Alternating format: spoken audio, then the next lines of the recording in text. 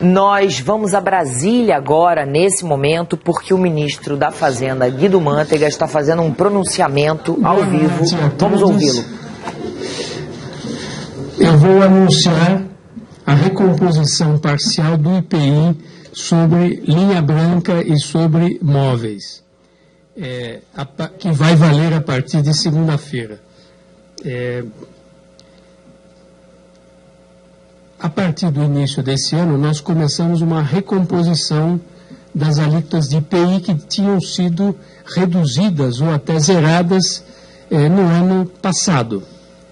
Então, vocês se lembram que em fevereiro nós já demos um primeiro passo, né, e já fizemos uma recomposição parcial das alíquotas. Então, o fogão que estava com alíquota zero, por exemplo, passou para 2% o IPI do fogão em fevereiro, e valeu de fevereiro até agora, final de junho, até dia 30 de junho.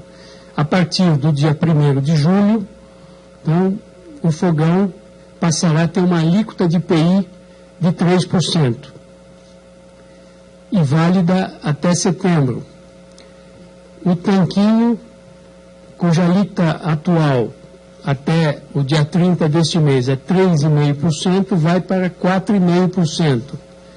O refrigerador e congelador, cuja alíquota é até o dia 30, 7,5%, será de 8,5%. A máquina de lavar roupa já está numa tarifa definitiva de 10%. Antigamente era 20% e ela ficará permanentemente em 10%. Então não muda da máquina de lavar roupa. No caso dos móveis, os demais itens da linha branca ficam com a alíquota que estão com a mesma alíquota, porque não haverá nenhuma mudança. Não houve redução e não há elevação. No caso dos móveis, então, móveis em geral, a alíquota que vigora desde fevereiro até agora, dia 30, é de 2,5%, passará para 3%. A alíquota de painéis, que era 2,5% até o dia 30, passa para 3% o IPI. Laminados, 2,5% para 3%. Luminárias, 7,5% até o dia 30 agora, passa para 10%. Papel de parede passa de 10% para 15% a partir de segunda-feira, dia 1º de julho. Eu conversei com o setor, trocamos ideias sobre o impacto dessas medidas e a conversa evoluiu no sentido de que o setor vai procurar absorver esse aumento de tarifas de modo que o preço não se eleve.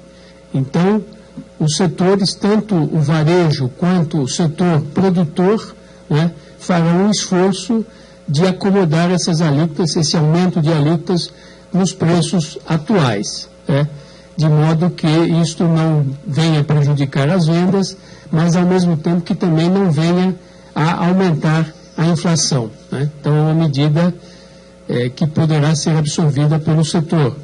O setor se queixou de aumentos de custos de insumos, de alguns insumos e componentes, e nós ficamos de estudar como fazer para impedir que haja um aumento de componentes para a produção e, portanto, para o preço ao consumidor final.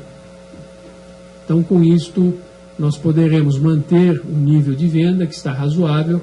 O nível de venda desses produtos tem um crescimento moderado nesses primeiros 5 meses do ano, e, portanto, deverá continuar tendo esse mesmo desempenho ao longo do ano.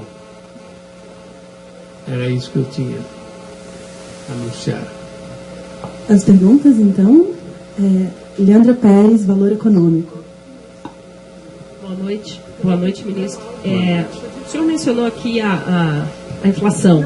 Eu gostaria que o senhor comentasse, por gentileza, o cenário traçado hoje pelo Banco Central no relatório de inflação, que é de um crescimento menor, abaixo dos 3% previsto, de 2,7%, com uma inflação que se acelera esse ano para 6% mantida a Selic. O senhor acha que a mensagem que está ali é mais pessimista que a do senhor, por exemplo? Bom, eu não costumo comentar os relatórios do Banco Central.